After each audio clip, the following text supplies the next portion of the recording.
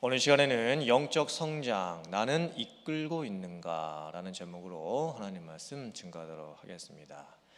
제가 키우는 호접란 사진을 한 장 보여드리겠습니다. 꽃이 핀 꽃대를 어쩔 수 없이 잘라야만 했습니다.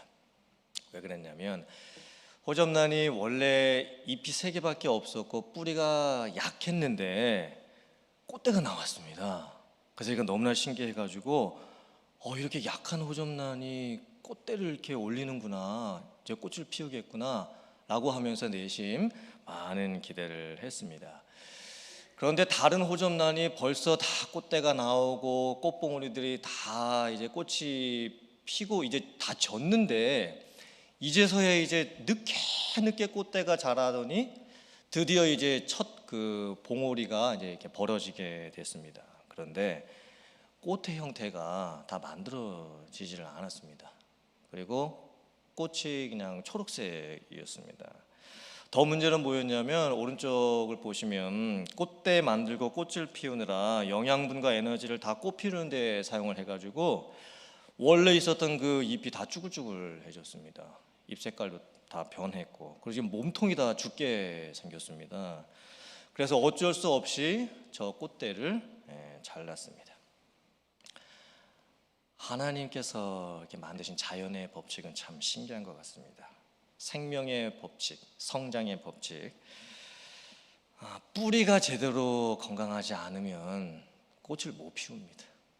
그리고 줄기가 또 잎이 튼튼하지 않으면 설령 꽃대가 올라온다고 해도 나중에 그 꽃이 제대로 된 꽃이 필 수가 없습니다.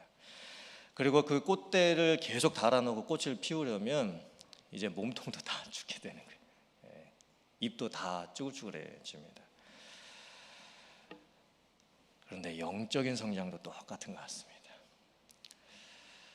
과연 나는 어떻게 지금 성장을 해가고 있고, 나의 뿌리 상태, 잎의 상태가 얼만큼 건강하고 나는 얼마나 꽃을 피울 수 있는 상태일까? 교회도 똑같은 것 같습니다. 어떻게 하면 교회가 건강하게 성장해 갈 수가 있을까? 교회가 하나님께서 맡겨주신 여러 가지 사명들을 잘 감당하는 건강한 교회, 열매 맺는 교회가 되어갈 수 있을까? 지금 영적 성장 시리즈 말씀을 제가 전하고 있습니다. 첫 번째 시간에는 영적 성장의 단계를 살펴보면서 나는 어디에 있는가를 살펴봤습니다. 관심 단계, 성장 단계, 친밀함 단계, 중심 단계, 4가지의 단계를 보면서 나의 영적 성장 단계는 과연 어디에 있을까? 저희들이 생각을 해봤습니다. 두 번째 시간에는 영적 성장, 나는 변화되고 있는가? 과연 관심 단계에서 다음 성장 단계로 넘어가려면 무엇을 해야 하는지, 그리고 성장 단계에서 다음 친밀한 단계로 넘어가려면 또 뭘 해야 되는지, 또한 치밀한 단계에서 다음 중심 단계로 넘어가려면 무엇을 해야 하는지, 무엇을 해야 우리가 변화가 될 수 있는지를 살펴보았습니다. 오늘은 이제 영적 성장, 리더십에 관련된 부분하고 잘 되고 있는 그 교회의 모델들을 저희들이 살펴보려고 합니다. 그래서 어떻게 하면 교회가 영적으로 잘 성장할 수가 있는지, 건강하게 성장하고 있는 교회의 모델들을 저희들이 살펴보면서 나의 리더십과 또 우리 교회가 어떻게 건강한 교회로, 열매 맺는 교회로 바뀌어갈 수 있을지 함께 말씀의 은혜를 살펴보도록 하겠습니다. 윌로우 크릭 교회가 2008년부터 2010년까지 1000개 교회를 대상으로 설문조사와 영적 성장에 관련된 실태 분석을 했습니다. 다양한 교회들을 선정을 했습니다. 교파도 다양했고 교회 사이즈도 100명 미만의 교회에서부터 5,000명 이상이 넘는 교회까지 다양하게 조사를 했고, 또 미국 전역에 지역적으로도 아주 다양하게 조사를 했습니다. 근데 그 모든 조사를 다 마치고 났을 때 이런 결론을 먼저 내렸습니다. 지금까지 우리 교회들이 질문을 잘못하고 있었다라는 걸 발견한 거예요. 지금까지는 우리들이 어떤 질문을 많이 했냐면, 과연 그 교회에 예배 출석을 몇 명 하느냐, 과연 그 교회에 소그룹이 몇 명이 모이느냐, 과연 그 교회에 봉사를 몇 명이나 하고 있느냐, 과연 그 교회에 11조를 몇 명이나 하고 있느냐, 숫자에 관심을 뒀던 거예요. 과연 몇 명이 무엇을 하고 있느냐. 하지만 이 1000개의 교회를 살펴본 결과 우리는 지금까지 첫 질문부터 잘못하고 있었다는 것을 발견을 하게 된 겁니다. 사실 10명 모이는 교회에서 만약에 믿음이 연약한 분이 1명 계시고 100명 모이는 교회에서 믿음이 연약한 분이 10명 계시고 1000명이 모이는 교회에서 믿음이 연약한 분이 100명이 계시다라고 한다면 사실 다 똑같은 교회입니다. 저희들의 눈으로 봤을 때는 10명, 100명, 1000명 모이는 교회로 다르게 볼 수가 있겠지만 사람의 눈으로 봤을 때는 숫자적인 차이가 있어 보이겠지만 사실 성경적으로 보고 만약에 하나님께서 보신다라고 한다면 비율이 똑같기 때문에 10명에서 1명, 100명에서 10명, 1000명에서 100명 비율이 똑같기 때문에 그 교회들은 다 똑같은 교회인 겁니다. 중요한 것은요, 비율인 거예요. 비율. 과연 얼마나 성숙되고 얼마나 영적으로 다른 사람에게 영향력을 줄 수 있는 그런 분들이 많이 있는가, 그 비율을 봐야 했던 겁니다. 만약에 교회 사이즈가 작고 출석하는 성도님 숫자가 작다 할지라도 만약에 그 교회에 중심 단계에 있는 분들이 40%를 넘어가고 다른 사람에게 영향력을 줄 수 있는 리더들의 숫자가 많다라고 한다면 그 교회는 정말 특별한 교회가 될 수가 있습니다. 그래서 1000여 개의 교회 중에서 샘플들을 분석해 보면서 최상위에 있는 5%의 교회를 찾아냈습니다. 25개의 교회를 찾아냈습니다. 그리고 영적 활력 지수라는 것을 검토해 보았습니다. 즉 교회가 얼마나 살아있느냐를 체크를 해보는 거예요. 교회가 얼마나 움직이고 있느냐를 체크를 해봤던 겁니다. 그때 3가지를 살펴봤습니다. 그 3가지가 뭐였냐면 첫째는 교회의 역할입니다. 즉 교회가 해주는 것이 무엇이 있는가, 교회가 성도님들이 영적으로 성장하도록 무엇을 제공하고 있는가. 그래서 예배와 성경 공부와 훈련과 사역 이런 부분에 대해서 체크를 해봤고, 두 번째는 개인이 자기가 자기의 신앙의 성장을 위해서 무엇을 하고 있는가를 살펴봤습니다. 자기가 집에서 성경 읽기와 큐티와 암송과 기도, 영성일기 쓰는 것 등등 본인이 무엇을 하고 있는가를 살펴보았습니다. 세 번째는 행동하는 신앙 영역을 살펴봤습니다. 이것은 자기의 삶 속에서 교회 안과 바깥에서 전도하고 구제하고 또 봉사하고 실제적으로 자기가 시간을 들이고 물질을 들이고 정성을 들여서 남을 섬기고 있는 행동, 행함을 하고 있는가, 크게 이 3가지의 영역을 살펴본 거예요. 그랬더니 이제 여러 가지 교회들의 그 단계가 나타났습니다. 첫 번째는 무관심 단계의 교회입니다. 무관심 단계는 점수로 따지자면 54점. 그런데 이 무관심 단계에 있는 교회들의 비율이 전체 교회의 무려 20%나 됐습니다. 무관심 단계의 교회의 특징이 뭐냐면 다 낮습니다. 화살표가 다 평균 밑으로 내려가 있는 거예요. 교회에서 제공해 주는 것도, 개인적으로 하고 있는 것도, 또 실제 행동하는 신앙의 영역이 다 평균 미칩니다. 이 무관심한 단계의 교회의 특징이 뭐냐면 장기간 교회에 규칙적으로 다닌 교인들의 수가 오래된 교회들. 미주리주의 한 대형 교회 목사님이 본인 교회를 실태 분석을 하고 충격을 받으셨습니다. 교회 사이즈는 컸습니다. 숫자적으로는 컸는데 54점 밑을 받은 거예요. 그 교회가. 대부분의 성도님들이 영적으로 전혀 움직이지 않고 있다는 것이 발견이 됐습니다. 즉 오랜 기간 동안 똑같은 성도들끼리만 규칙적인 예배와 모임만을 반복하고 있었을 뿐입니다. 그 외에는 없었습니다. 그래서 무관심 단계 점수를 받으셨던 거예요. 그 다음에는 내향적 단계가 있습니다. 내향적 단계는 점수로 따지면 69점, 그리고 전체 교회의 15%가 내향적 단계에 있었습니다. 내향적 단계의 특징이 뭐냐면 교회가 하는 역할은 그래도 평균 이상입니다. 예배도 성경 공부도 훈련도 교회 안에서의 사역은 웬만큼 합니다. 그런데 성도님들이 각자 자기 삶 속에서 하는 게 없습니다. 그리고 교회 바깥에서 성도님들이 실제 시간과 물질과 자기의 몸으로 움직여서 하는 섬김도 거의 없었던 겁니다. 내향적 단계의 교회의 특징이 뭐냐면요, 교회에 와서만 합니다. 교회에 와서만 예배드리고 교회에 와서만 성경 보고 교회에 와서만 기도합니다. 그런데 교회를 자주 오지를 않는 게 문제이고요. 교회에 와서만 하지 자기 삶 속에서나 바깥에서 하지를 않습니다.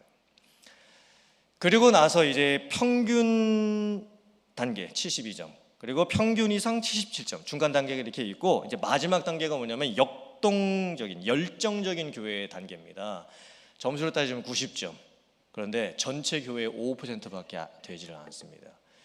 이 열정적 단계에 있는 교회들의 특징이 뭐냐면 교회의 역할, 교회가 성도님들에게 영적 성장을 위해서 제공해 주는 것도 평균 이상, 성도님들이 각자 자기의 삶 속에서 내 신앙의 훈련을 위해서 하는 것도 평균 이상. 그리고 특징적인 게 뭐냐면 행동하는 신앙 영역이 아주 잘 되는 교회였어요. 무엇보다도 성도와 교회가 교회 바깥에서 하는 전도와 구제와 또 지역사회를 섬기고자 하는 그런 실제 몸으로 뛰고 있는 사역들을 많이 하고 있는 교회였었습니다. 시카고 성령 펠로우십 교회 담임 목사님께서 이렇게 말씀하셨다고 합니다. 기독교는 구경하는 스포츠가 아닙니다. 무슨 말씀인지 이해되세요? 네. 주일에 이 신도 속에 성도님들이 앉아 계시는 것만으로 교회가 되지 않는다라는 거예요.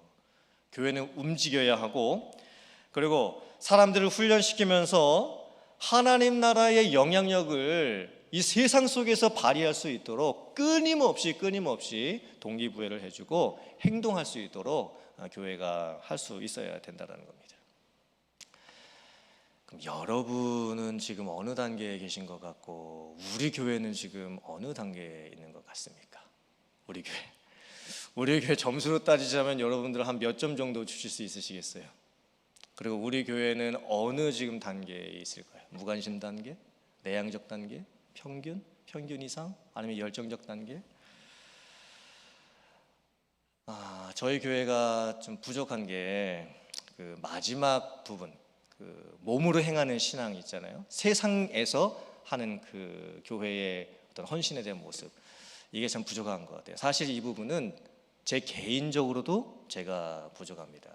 다음 사진 보여주시면, 제가 사실 책도 읽었어요. 한 몇 개월 전에 교회 밖으로 나온 교회라는 책을 읽었습니다. 저 책은 처음부터 끝까지 무슨 내용이냐면 교회가 세상을 섬겨야 된다, 교회가 세상 속에서 지역사회를 위해서 무엇을 해야 될지 아주 자세하게 전략부터 시작해서 예화까지 써놓았던 책입니다. 근데 저 책을 읽고 나서 솔직히 좀 부담이 되더라고요. 왜냐하면 저거는 제가 잘하는 영역이 일단 아니었습니다. 저는 예배인도나 뭐 설교나 세미나나 뭐 성역 공부 가르치고 훈련시키는 거, 소그룹 인도, 이런 거는 제가 진짜 잘할 자신이 있는데 이 교회 바깥에서 섬기는 사역, 저거를 솔직히는 저 자신도 많이는 못 해봤습니다. 그리고 우리 교회의 모습을 봐도 아직 저것을 제가 강조하고 동기부여할 단계가 아닌 것 같습니다. 사실 우리 교회 성도님들 가만히 보면 뭐 그냥 예를 하나 들어본다면 해외 단기 선교를 다녀오신 그 경험이 너무 적은 것 같습니다.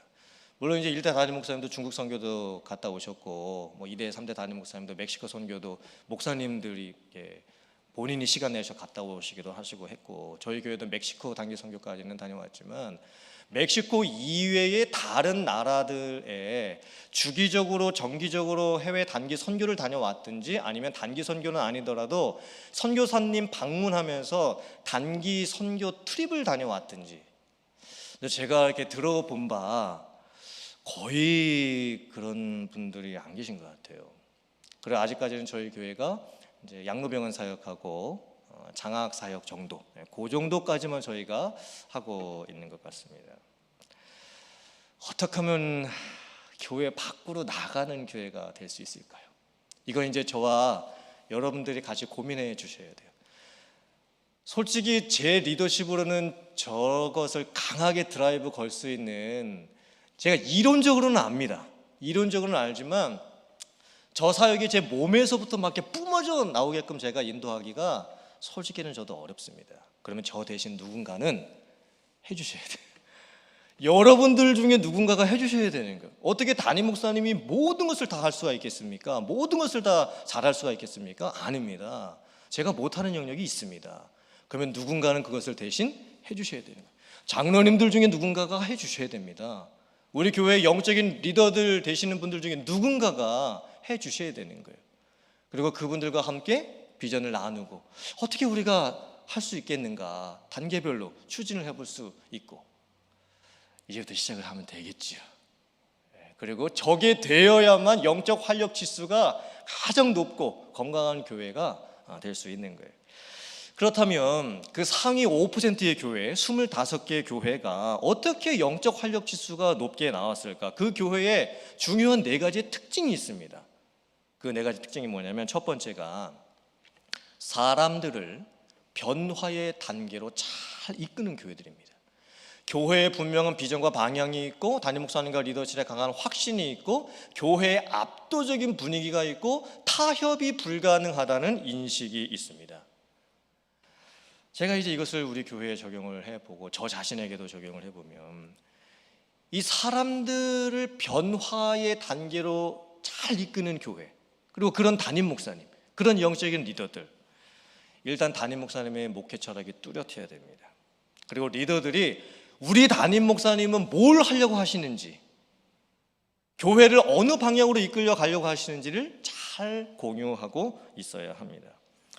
그리고 우리가 담임 목사님과 함께 이것을 하면 반드시 우리 교회는 된다 라고 하는 확신이 있으셔야 되는 거예요. 분명히 된다, 이걸 하면 된다 라고 하는 담임 목사님의 강한 동기부여와 함께 그것을 받은 그 영적인 리더십들이 같이 그 강한 확신을 갖고 계셔야 되는 거예요. 그리고 담임 목사님과 함께 예배와 또 훈련과 여러 가지 사역들을 하고 교회를 섬기면서 기쁨이 있으셔야 돼요. 희열이 있으셔야 돼요. 그리고 교회 모든 성도님들이 나도 언젠가는 담임 목사님이 그렇게 강조하시는 저것을 할 수밖에 없겠구나 라고 하는 교회의 압도적인 분위기를 우리가 다 같이 만들어 갈 수 있어야 합니다. 예를 들면 제가 이제 재전련 사역을 하는데, 자, 훈련을 한다? 이것은 타협이 불가능하다라는 인식이 모든 성도님들에게 생겨야 됩니다. 분명히 담임 목사님께서 언젠간 나에게도 말씀을 하실 거다. 분명히 나에게도 훈련하자고 말씀을 하실 거다. 그날이 분명히 나에게도 올 거다. 그러면 어쩔 수 없이 그때는 할 수밖에 없다. 이런 인식이 모든 성도님들에게 심어져 있어야 된다는 거예요. 근데 이게 쉽지는 않아요. 그 사람들을 변화의 길로 이끌었던 두 교회가 있는데, 한 교회는 몬테나주 시골 지역에 위치했던 교회였었습니다. 담임 목사님께서 10년 전에 그 교회에 부임했을 때 주일 예배 참석 숫자는 50명이었습니다. 겨우 주일 예배만 드리고 있는 교회였습니다. 교회 일을 한다고 하면 옷소매를 이렇게 걷어붙이고 나서는 성도님들이 없습니다. 담임 목사님이 그 교회에 부임하시고 나서 안 되겠다, 우리 교회를 바꿔야 되겠다, 그리고 우리 교회가 어떻게 하면 성장할 수 있을까, 성도님들 어떻게 하면 변화시킬 수 있을까라고 결심을 하시고, 담임 목사님이 비전을 세우시고 또 훈련을 이제 하실 계획을 하시고, 계속해서 성도님들에게 끊임없이 예배 설교나 아니면 이런 세미나를 통해서 격려를 하셨다는 거예요. 그랬더니 결과가 어떻게 됐냐면 주일 출석 숫자가 40으로 줄었습니다. 왜냐하면 성도님들이 힘들다는 거죠. 피곤하다는 거죠. 다 해봤다라는 거죠. 심지어 목사님께서는 영성일기까지 쓰자고 강조를 하셨습니다. 그랬더니 그 교회 성도님들 대부분이 이렇게 생각을 했습니다. 우리 교회, 우리 지역은 그런 거 못합니다. 여기 사는 사람들은 대개 뭔가를 읽는 것에 어려움을 느끼고 있습니다.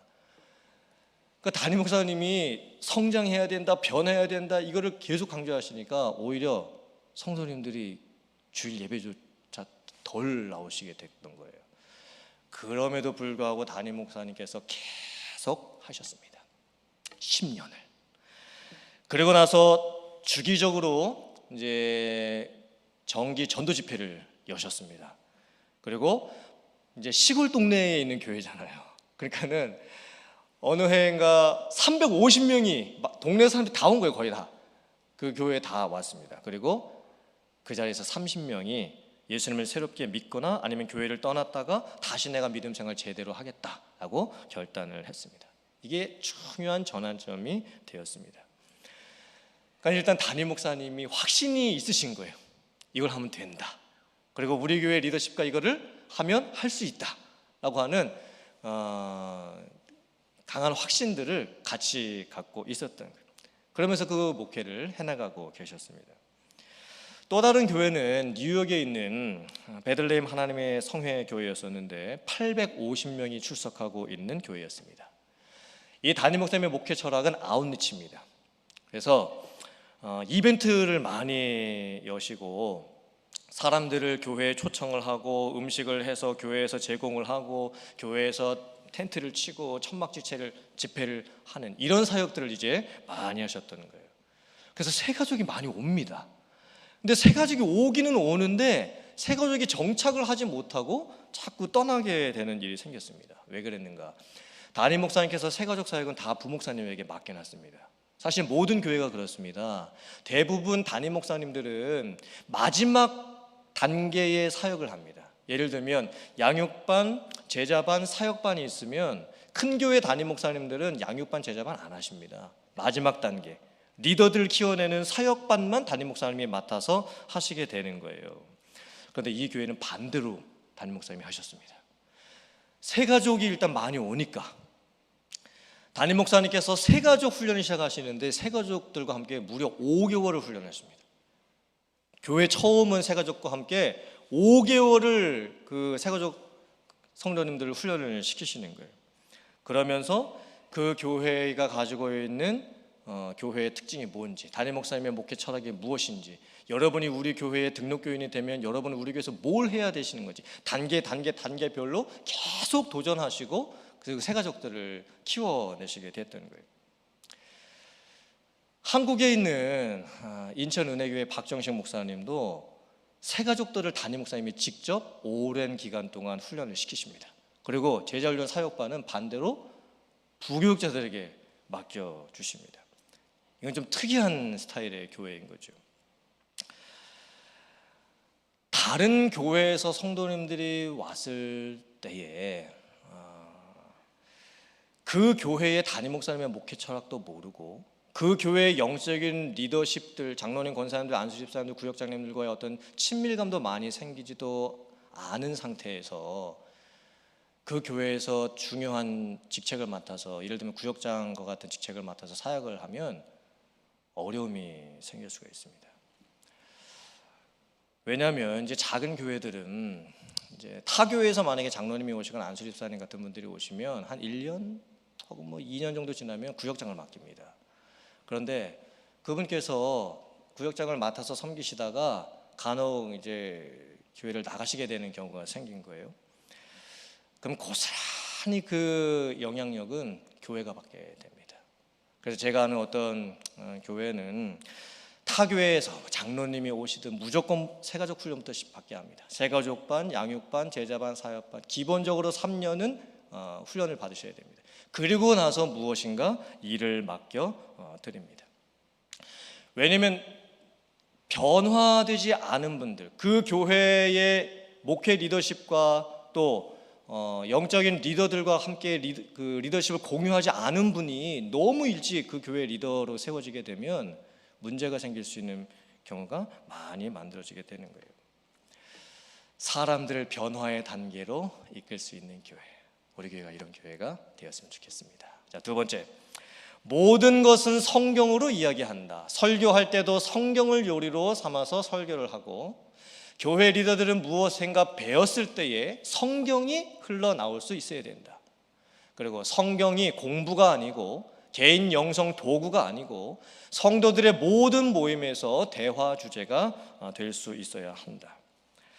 사실 목사님들마다 설교하시는 스타일도 다 다르시고 방식도 다 다릅니다. 어떤 목사님은 강해 설교를 하시고, 어떤 목사님은 주제 설교를 하시고, 어떤 목사님은 예화와 혹은 간증 중심에 된 설교를 하시겠지요. 하지만 어떤 설교를 하든 정말 은혜로운 설교, 정말 좋은 설교는 무엇이냐면, 설교를 듣고 나서 그 성도님들이 그 목사님이 설교하셨던 그 설교 본문을 찾아보고 본인이 성경을 읽게 되는 설교, 그게 가장 은혜로운 설교, 좋은 설교입니다. 저도 이제 강해 설교를 제가 주로 하죠. 성경을 중심으로 이제 설교를 많이 하게 되는데, 그래서 어떤 분은 좀 어렵다고 느끼실 분도 계실 거예요. 하지만 목사님들이 뭐 예화나 어떤 뭐 간증보다도 성경 말씀, 성도님들이 성경 말씀을 더 깊이 이해할 수 있도록 도와주는 설교, 그 설교를 많이 할 때에 교회가 건강하게 세워져 갈 수 있게 되는 거예요. 그리고 리더들은요, 영적인 리더분들께서는 이제 성도님들끼리 만나서 대화를 나누게 될 때 그 대화를 영적인 중심으로 이끌어 가실 수 있으셔야 돼요. 그리고 만약에 몇몇 분들이 너무 오랜 시간 동안 좀 일반적인 세상적인 주제로 너무 이야기들 많이 한다라고 하면 은근슬쩍 이제 질문을 던지면서 대화의 주제를 바꾸어 갈 수 있어야 합니다. 그러니까 리더분들은요, 항상 어느 모임에 가 계실 때에 그 모임을 보이지 않게 리드하실 수 있으셔야 되는 거예요. 그래서 성경을 이게 공부해서 지식을 쌓는 것도 아니고, 아니면 내가 나 혼자 개인 영성을 유지하기 위한 어떤 도구가 되면 안 되고, 모든 대화의 이 내용들이 성경에서 나올 수 있는 모임, 교회가 돼야 되는 거예요. 제가 이번 주 중에 이제 어느 분 신방을 이제 가서 말씀을 나누게 됐는데, 그분께서 선교회 자랑을 하시더라고요. 그 선교회에서 뭐 카톡에서 뭐 어떻게 뭐 얘기들을 나누고 뭐 성경을 같이 어떻게 읽고 있고, 그리고 대화의 주제를 뭐 어떻게 하고 있는데 참 좋다, 이렇게 말씀을 하셨습니다. 제가 그 이야기를 듣고 참 기쁘더라고요. 참 감사했습니다. 그러니까 어느 모임이든 그 모임이 항상 말씀 중심으로 이어가게 될 때, 그때 영적 활력 지수가 높은 교회가 될 수가 있는 거예요. 자, 그다음에 세 번째, 주인 의식을 형성할 수 있는 교회가 되어야 됩니다. 나는 교회 간다가 아니라 내가 교회이다라고 고백할 수 있는 성도들, 소속된이 아니라 소유한이 되게 할 수 있는 그 교회, 즉 내가 교회에 소속됐다라고 하는 것이 아니라 내가 우리 교회의 비전을 소유했다, 이러한 고백이 될 수 있는 성도님들이 만들어지셔야 되는 거예요. 그리고 교회를 사랑하고, 누구보다 교회를 사랑하고, 정말 이 교회가 내 교회다, 물론 주님의 교회죠. 하지만 주님이 내게 맡겨주신 나의 교회, 그 고백이 될 수 있는 거예요. 그래서 주인의식이 있는 교회는요, 70% 이상이 뭔가 사역을 맡고 있습니다. 50% 이상이 한 달에 한 번 개별적 구제 활동을 합니다. 60% 이상이 11조를 하고 있고, 30% 이상이 1년에 6번 이상 불신자들과 영적인 대화를 나누게 됩니다. 이게 바로 주인의식이 있는 교회인 거예요. 받으려고 오는 성도님이 아니라 나누려고, 무엇인가를 베풀려고 교회에 오는 성도님들이 많아지는 교회, 그래야 영적 활력 지수가 높은 교회가 될 수가 있는 거예요. 자, 마지막 네 번째는 지역 공동체를 목회할 수 있는 교회가 되는 겁니다. 담임 목사님이 먼저 마인드가 달라야 합니다. 나는 교회를 목회하고 있다라는 마인드가 아니라 나는 이 지역을 목회하고 있다라는 마인드를 가지셔야 한다는 거예요. 그리고 교회 안에서만 지나치게 많이 훈련이 되는 교회가 아니라 실제적인 섬김의 봉사에 몸을 움직여서 할 수 있는 무엇인가를 제공을 해줄 수 있는 교회가 되어야 한다는 거예요. 그리고 지속적인 아웃리치 문화를 만들고 지역사회와 연결된 다리를 만들 수 있어야 된다는 겁니다. 디트로이트에 믿음의 요새라고 하는 교회가 있는데 그 교회 담임 목사님께서는요, 주일 예배에 올 때에 항상 교회 성도님들에게 운동화를 차에다가 싣고 오라고 얘기를 하십니다. 왜 그러냐면 기습적으로 예고도 안 합니다. 광고도 안 하고 그냥 예배 마치고 나서 기습적으로 나갑시다 라고 하시고 교회 바깥으로 나가시는 거예요. 그러니까 이게 교회에 습관이 되어 있고 성도님들도 언제 무슨 일이 벌어질지 모르는 거예요. 예배 마치고 나서 갑자기 어딘가에 갈 수가 있게 되는 거예요. 그러니까 만반의 준비를 하고 교회에 오게 되는 거죠. 제가 그 책을 읽으면서 그 미국 교회에 소망이 있다는 것을 제가 깨닫게 된 게 뭐냐면, 나는 한 달에 한 번 어려운 곳을 방문해서 돕는다 라고 이렇게 고백했던 성도의 비율이 낮게는 6%였고 가장 많이 나오는 교회는 61%까지 나온다고 합니다.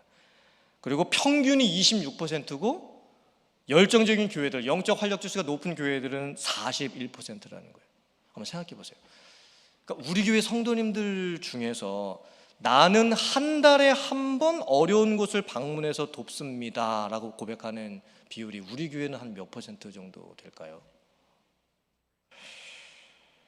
가장 낮은 게 6%래요. 근데 우리 교회가 6%가 될까요? 우리 교회 한 140여 명 성도님들 중에서 한 달에 한 번을 어려운 곳을 방문해서 돕는 성도님들 퍼센테이지가 한 몇 퍼센트 정도 될까요? 가장 높은 교회는 61%래요. 그러니까 미국 교회가 어떻게 보면 소망이 있는 거예요. 정말 미국 교회가 교회 바깥을 섬기는 사역들 많이 하고 있는 것 같아요. 자, 그 다음에 비전과 현실 사이에 이 긴장감이 항상 있습니다. 여러분, 저기 지금 뭐 하고 있죠? 고무밴드를 늘리고 있는 거예요. 그런데 고무밴드를 이렇게 늘리다 보면 한계 지점이 오게 됩니다. 아무리 이걸 늘리려고 해도 더 이상 늘어나지 않는 단계가 오게 되는 거예요. 그때에 저 고무밴드를 계속 늘려갈 수 있는 방법이 뭘까요? 아무리 늘려도 안 늘어나요. 근데 계속 늘려갈 수 있는 방법이 있어요. 그게 뭘까요? 버티는 거예요. 버티는 거. 늘려서 안 늘어날 때까지 계속 버티고 있어요. 계속 버티고 있어요. 그 버티는 걸 누가 해야 하는가? 리더들이 해야 됩니다. 영적인 리더들. 그리고 다시 이제 풀죠. 힘이 빠지면. 그리고 다음에 또 늘려요. 또 버틸 때까지 버텨요. 다시 또 풀어요. 그 다음에는요, 점점 늘어납니다. 고무밴드가 늘어나요, 장력이. 그래서 처음에는 이렇게밖에 안 늘어나다가 나중에 가면 계속 늘어날 수가 있게 되는 거예요.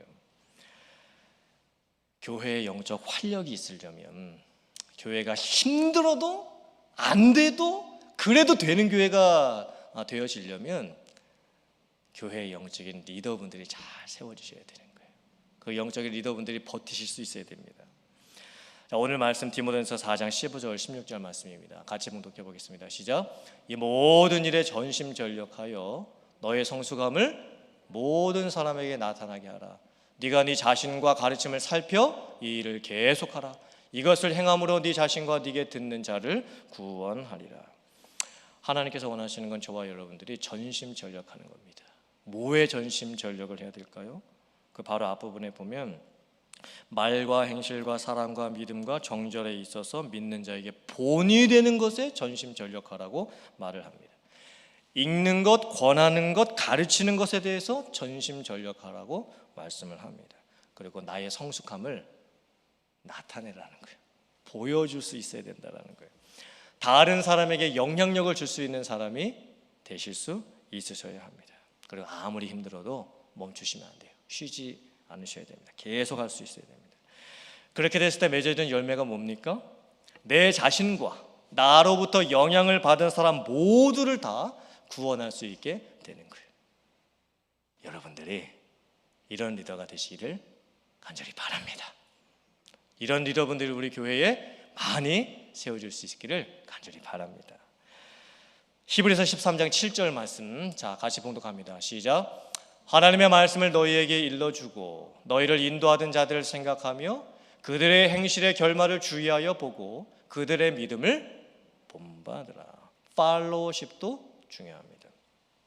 나에게 말씀을 가르쳐 주셨던 목사님, 나를 인도해 주시고 도와주셨던 구역장님, 선교회 회장님, 아니면 나의 개인적인 멘토분들, 그분들의 삶을 보면서 어떻게 저분은 몸이 아프신데도 자기 몸 돌보지 않고 그렇게 발품을 하면서 사람들을 찾아가고 섬기실까? 어떻게 저분이 경제적으로 넉넉하지 않으심에도 불구하고 음식으로 다른 사람들 먹이고 그렇게 다른 사람들을 잘 섬기실까?